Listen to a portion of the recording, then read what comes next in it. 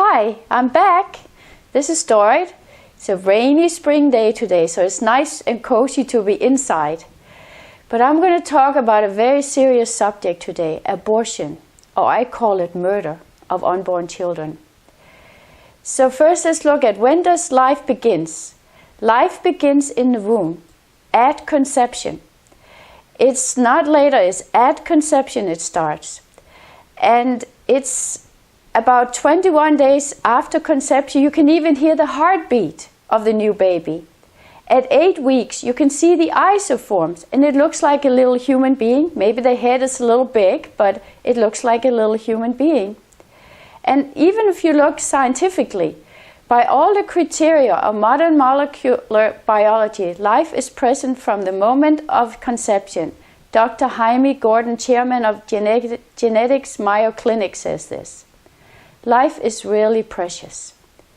In the 10th commandment, it says, "You shall not murder." This is from Exodus. In Genesis, God talks about the value of man. Let us make man in our image, according to our likeness.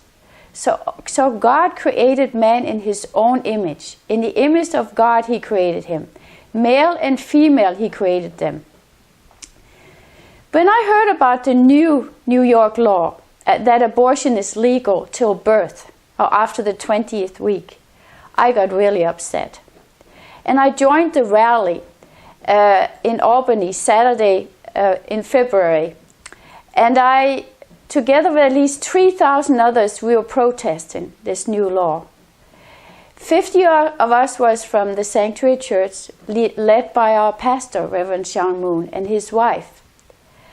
Elizabeth Johnson is the initiator. She's a mother and wife. And she's the one who started this movement. She's a pro-life activist. And this was like a nationwide event. I never realized how many babies gets murdered in a year. Almost 1 million babies in USA. This is according to Cheney Mullins.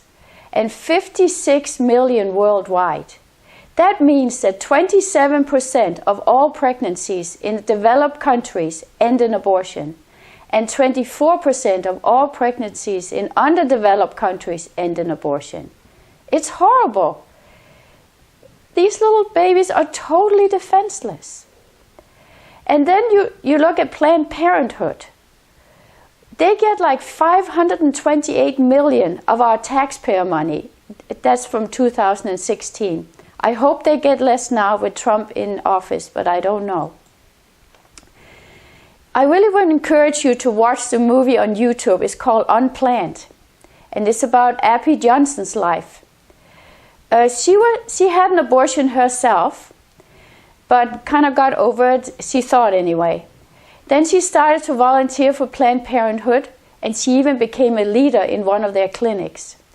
And she realized the crime that's committed and resigned from her job. And she started to inform people on YouTube. You can hear about her and see the movie. To abort the baby, they suck it out when it's small. Looking at the sonogram, you can see the baby moving. They do not show this to the pregnant woman. They tell her it's just a bunch of cells. Doesn't even look like a child. They lie a lot. And some women almost die of all the bleeding. And most of the children, a few survive, die. Bigger babies, they cut up the baby to get it out. And then all the parts go in the garbage bin. It's horrible. What is even worse is that they sell the baby parts for research and cell transplants.